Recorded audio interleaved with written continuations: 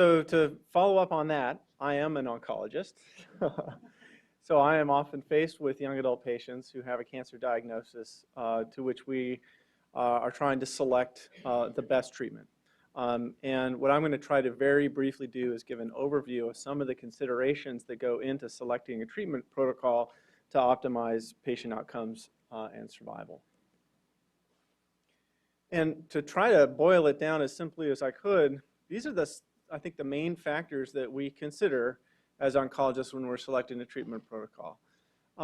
As you just heard from Kevin, number one is going to be survival outcomes, almost always. We, particularly for young adult patients, try not to jeopardize the survival outcome in the balance of all the other morbidities that may come with a cancer treatment. So when we're selecting treatments, we're going to look at outcomes including survival, morbidity, and quality of life, and you've just heard a nice discussion of a lot of that. I'm going to give a few examples, and then I'll talk about some of the other factors, including the biological basis of the disease. Increasingly, we are becoming smarter about what's broken in the cancer and selecting a therapy that we think has a better chance of a good outcome based on the biology of the disease. We also, I think, have an opportunity, but are beginning to see examples of learning about the patient themselves, their host biology, and how our selection of treatment might affect that. And then I'll wrap up with a discussion of the setting. I'm going to flip through a lot of this. This is another example of data around second cancers in patients treated for Hodgkin's lymphoma. Just to pick, you can take one of these curves. The blue is patients age 20 years at the diagnosis of Hodgkin's disease, and the blue dash line is the general population alive at 5 years later. And what you see is this big separation in the cumulative risks of solid cancer for both males on the left and females on the right. You can see that trend persists for patients diagnosed at older ages within the AYA population as well. You actually saw versions of this exact data presented in the last talk with regard to breast cancer risk and radiation exposure in Hodgkin's disease. So these are factors that have really led to our ever-evolving strategies for selecting therapy for Hodgkin lymphoma. And just to look back historically, this was a trial that looked at ABVD chemotherapy versus MOP chemotherapy, or a combination of ABVD and MOP. What you're supposed to notice out of this is that the curves really look very similar. These are survival curves. And what you see is there's no significant difference between these three regimens in overall survival. So while survival is often our number one factor for selecting therapy, the goal is to be able to evolve into therapies that have similar survivals, but ABVD has a significant reduction in the morbidity and late effects. This is probably the slide that most of you familiar with AYA oncology thought I would open with. This is a look at outcomes, event-free survival outcomes in the disease acute lymphoblastic leukemia based on whether or not a patient was treated on a pediatric protocol or an adult protocol. These were patients treated contemporarily either in a children's cancer group trial or an adult cancer group trial. And what you see is that the 7-year event-free survival in these patients who got a pediatric regimen was 63% versus a 7-year event-free survival in an adult regimen of 34%. So many people would say, well, this is a clear example where the selection is based really on survival outcomes. And while this is not a randomized study, we've seen the same sort of observation really reported across the world, where patients of the same age treated contemporarily with either an adult or pediatric regimen have had markedly different survival outcomes. But I also happen to be a bone marrow transplant and leukemia physician, and I'm an adult trained physician, so I get to hear a lot of the arguments around these. And let me just show you how complicated this can be despite such compelling survival evidence. So in the adult world, hyper-CVAD is a combination chemotherapy regimen often used to treat patients with ALL. And in fact, it's logistically much simpler to give, and most adult oncologists are familiar. And one of the ways of looking at outcomes in hyper-CVAD is to take a look at a prognostic scoring system that was developed at MD Anderson where the hyper-CVAD regimen was built. And what you can see is that age is one of the factors in the multifactorial analysis that is significant. And so age less than 40, in other words, being AYA, has a score of 0 for risk factors. And essentially what you do with this tool is you add up risk factor scores. So if someone is under age 40 and has otherwise good risk disease based on these factors, if their total score is either 0 to 1, the outcomes reported with hyper-CVAD show overall survivals up at 7 years of 60%, which is still not quite as high as the event-free survivals I showed you before. But again, you see where the arguments come in that, well, you start piecing together all these factors and you take AYA as a subpopulation out of the total ALL that you're talking about, and you get these arguments. And again, this treatment selection suffers from the lack of randomized trials. So another factor I'm often asked about as a transplanter is what's the role of allogeneic transplant for these patients, these young adult patients with ALL. Again, you just heard how morbid the side effect profile, both short-term and long-term, for allogeneic transplant might be. But what is the role for allogeneic transplant in ALL in first complete remission? Well, in my adult transplant world, there's actually been a meta-analysis that has led to guidelines from the ASBMT that suggest that all patients, regardless of their other risk factor profile, who have ALL under the age of 35, should be offered an allogeneic transplant in first complete remission. And it's based largely on this meta-analysis of 13 different studies that excluded Philadelphia positive ALL that showed, and the way these analyses were done was patients were offered an allogeneic transplant if they had a match. So if they had a sibling who was a matched, eligible to be a matched donor, they went on to allogeneic transplant. If they didn't, they actually were randomized to either an auto transplant, which is basically high doses of chemo, or standard chemotherapy. And what they found was that for patients under the age of 35, if they had a matched sibling, their odds ratio for survival was 0.79 and highly statistically significant. In lots of circles, the recommendation for someone under the age of 35 who has a matched sibling, regardless of their risk factors, even if they go straight into remission, is to go to an allo transplant. So treatment decisions become really complicated, especially in the absence of randomized trials. And in fact, they will continue to evolve as we get better. To round out that story, this is a look at survival outcomes based on what's called minimal residual disease. So a patient who's diagnosed with leukemia, they start their therapy, and at the end of induction, they undergo testing to see not whether we can morphologically find leukemia.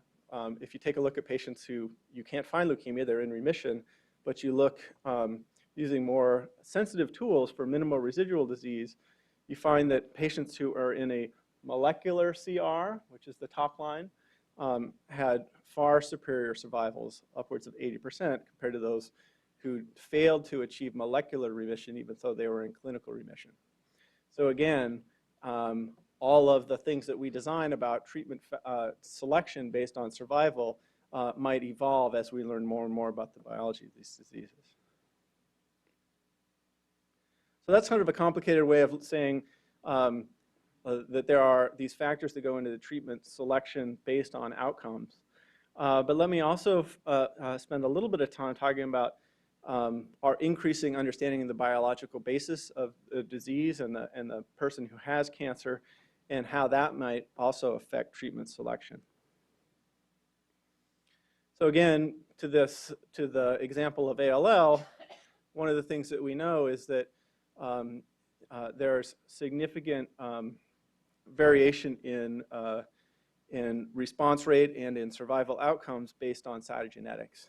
And this is sort of a complicated graph, but what it shows is if you look at various age cohorts increasing in age, you see different colors of the bars, and those colors all are associated to various known cytogenetic abnormalities, chromosomal translocations that can occur within the genome of the ALL cells.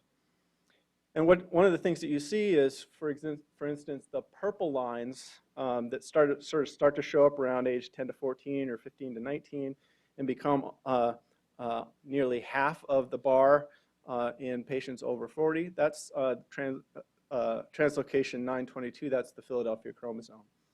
And as I think everyone's aware, there's specific therapy targeting that particular tyrosine kinase that is mutated, that is expressed in Philadelphia chromosome ALL. And the therapy for that disease is radically different based on the availability of tyrosine kinase inhibitors. You also see that there's difference rates in the yellow and orange bars. So translocation 1221, or the orange is hyperdiploidy, so multiple copies of the same chromosome within, or multiple copies of multiple chromosomes within the cancer cell. Those are actually good risk factors. They're associated with higher rates of survival. And again, you can see that varies dramatically by age and might be part of the explanation for why younger patients, even with the same therapy, might do better. So as we learn more and more about these diseases, we can learn more and more about what their treatment options might be. Just to give a couple of other examples, this is looking at patients with melanoma and samples from their melanoma cells, looking at a specific mutation called BRAF. And for those of you who know something about melanoma, there's been sort of a revolution in the therapy for melanoma based on newly developed BRAF inhibitor drugs. And what you find here is that the gray is mutated, is BRAF mutated samples. And as you go up in age, you actually find a decrease in the percentage of BRAF mutant melanomas, so that even though melanoma might look all the same under the microscope, we know that there are molecular differences. And in fact, younger patients with melanoma more often have BRAF mutated melanoma, and therefore you might think that they are more often candidates for these new BRAF inhibitor drugs.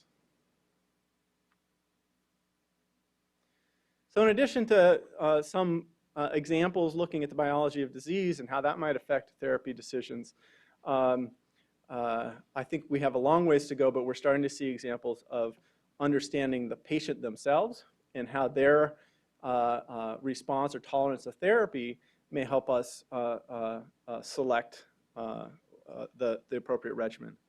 And this is just an example looking at a gene microarray study of patients with AML. And essentially what this is meant to show you is that based on predictions of gene expression profile, patients who are older are predicted to have less sensitivity to anthracyclines.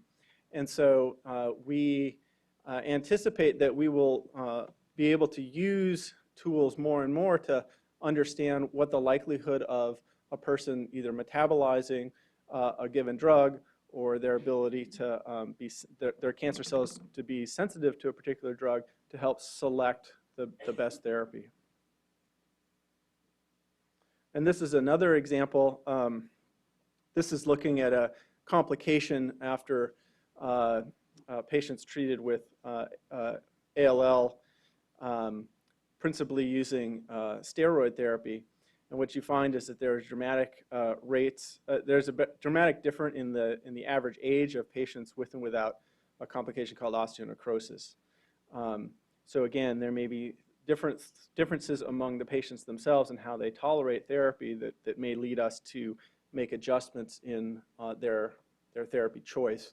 And in fact, we see that even within the Children's Oncology Group trials, where various arms of the trial have been adjusted to give prednisone versus dexamethasone therapy. So part of the complication of selecting a treatment protocol is based on outcomes.